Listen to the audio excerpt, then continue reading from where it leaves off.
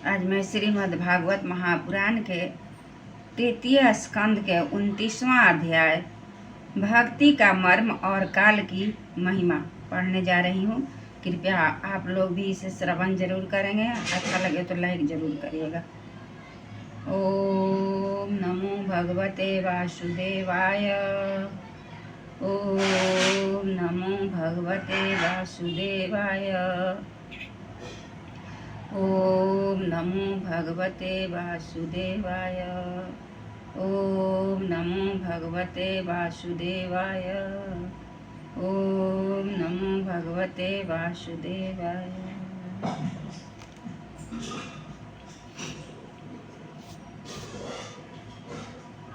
एक बार बोलिए कृष्ण भगवान की जय।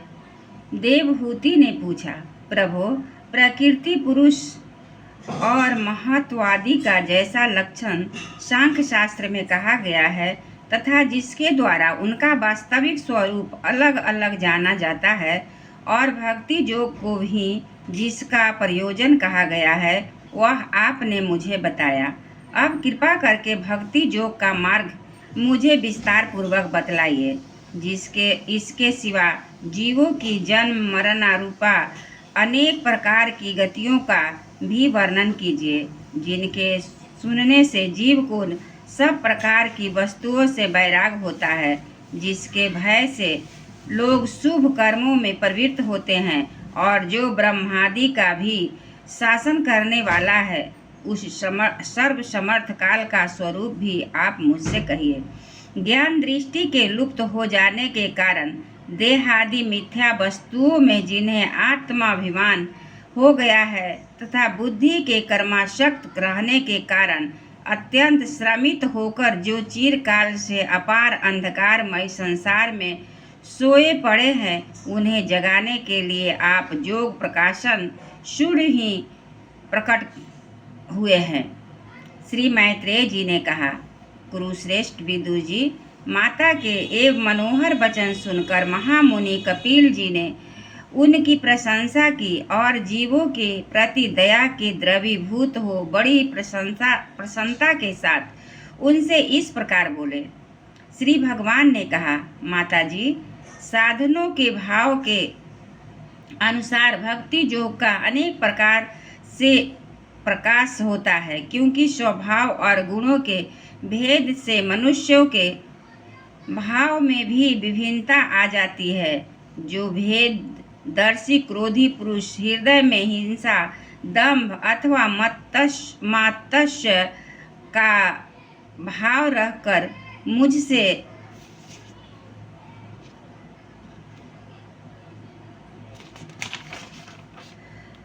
प्रेम करता है, वह मेरा तामस भक्त है। जो पुरुष विषय, यश और ऐश्वर्य की कामना से प्रतिमादि में मेरा भेदभाव से पूजन करता है, वह राजस भक्त है।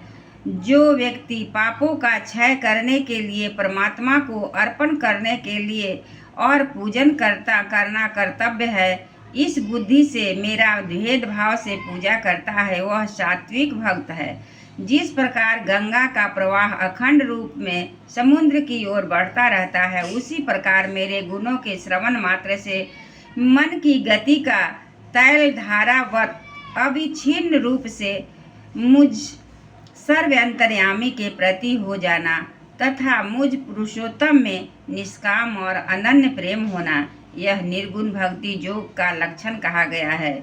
ऐसे निष्काम भक्त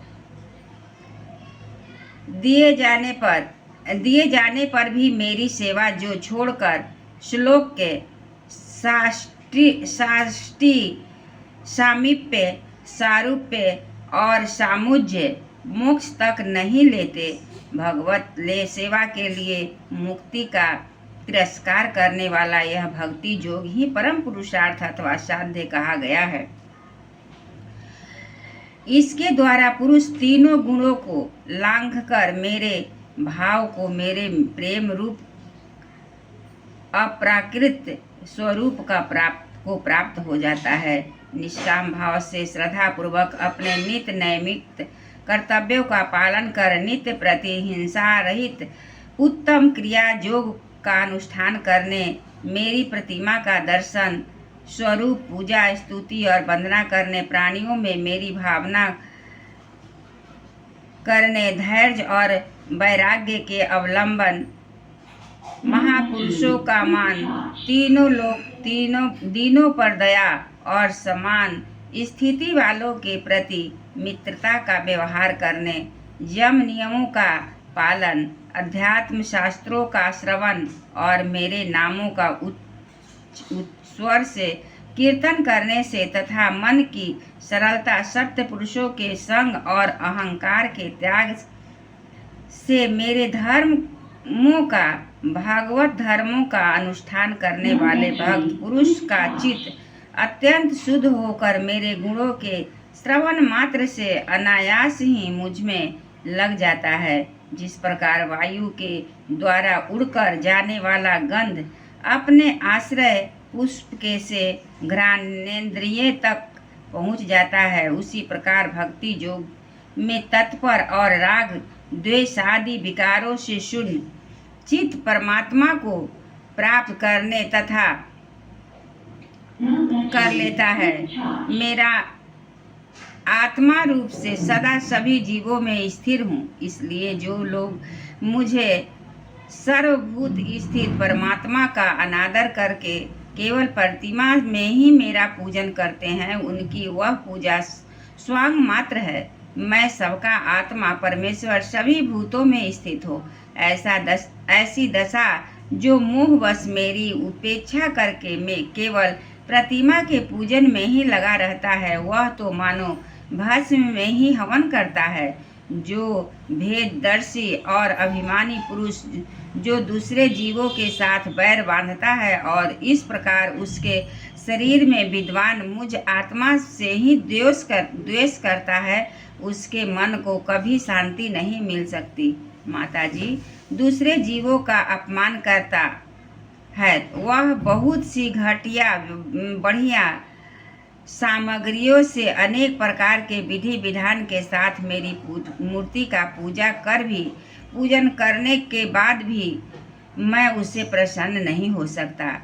मनुष्य अपने धर्म का अनुष्ठान करता हुआ तब तक मुझ ईश्वर की प्रतिमा आदि में पूजा करता रहे जब तक उसे अपने हृदय में एवं संपूर्ण प्राणियों में स्थित परमात्मा का अनुभव न हो जाए। जो व्यक्ति आत्मा और परमात्मा के बीच में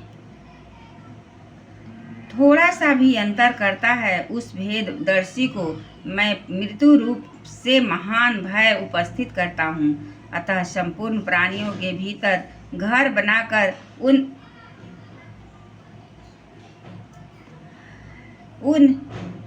प्राणियों के ही रूप में स्थित मुझ परमात्मा का यथायोग्य दान मान मित्रता के व्यवहार तथा समदृष्टि के द्वारा पूजन करना चाहिए।